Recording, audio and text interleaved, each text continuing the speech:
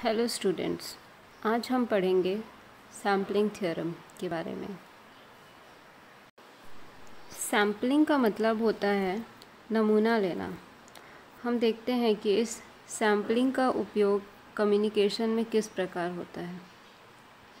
हम जानते हैं कि हमारी आवाज़ एनालॉग सिग्नल के रूप में होती है, लेकिन अगर इस सिग्नल को हमें कंप्यूटर में प्रोसेस करना है तो इसे डिजिटल सिग्नल में बदलने की ज़रूरत होती है।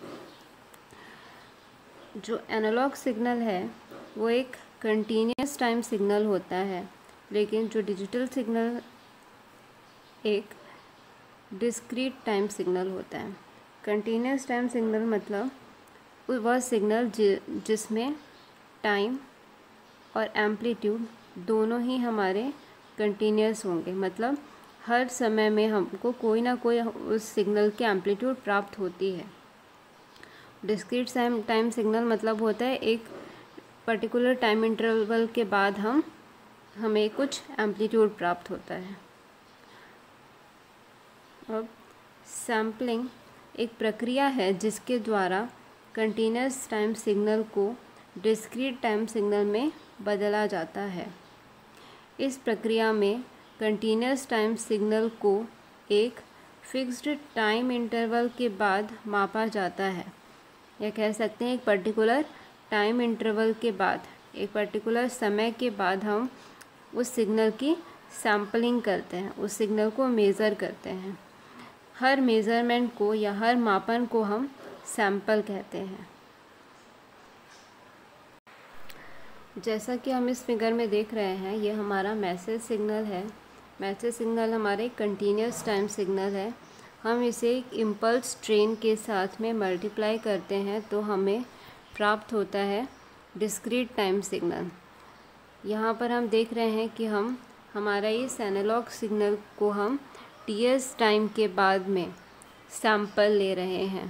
पहले हमारा ts, फिर है 2ts, फिर 3ts, 4ts, इस तरह से हम सिग्नल के कंटीन्यूअस टाइम सिग्नल की हम सैम्पलिंग लेते हैं एक पर्टिकुलर टाइम इंटरवल ts के बाद में।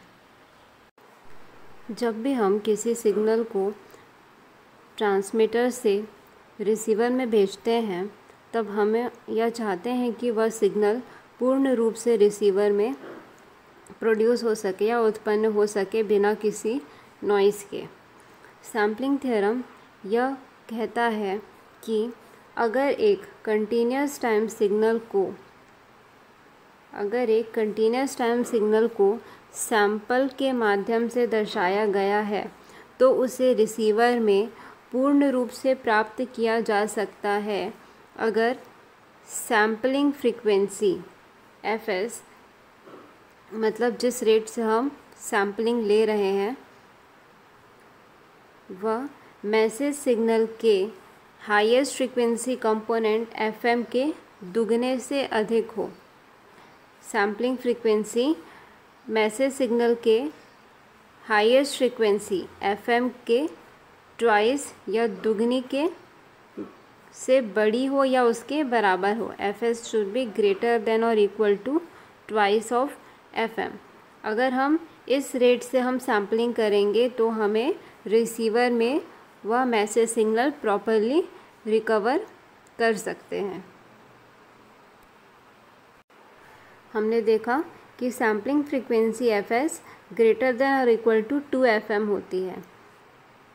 अब इस सैम्पलिंग रेट की या सैम्पलिंग फ्रीक्वेंसी की मिनिमम वैल्यू, न्यूनतम सैम्पलिंग रेट को हम न्यूक्विस्ट रेट कहते हैं, या न्यूनतम सैम्पलिंग फ्रीक्वेंसी को हम न्यूक्विस्ट रेट कहते हैं।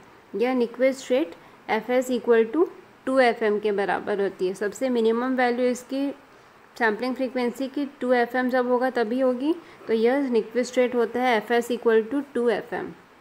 उसी प्रकार न्यूक्विस्ट इंटरवल मतलब हम टाइम के रेस्पेक्ट में देखेंगे। हम जानते हैं कि t इक्वल टू 1/f होता है, तो यहाँ से हम निकाल लेंगे न्यूक्विस्ट इंटरवल बराबर 1/2 fm। ये क्वेश्चन है आप लोगों के लिए। If a message signal has a frequency of 15 kilohertz, अगर मैसेज सिग्नल की फ्रीक्वेंसी 15 किलोहर्ट्ज़ है, 15 किलोहर्ट्ज़ है तो न्यूक्विस्ट रेट और न्यूक्विस्ट इंटरवल कैलकुलेट कीजिए।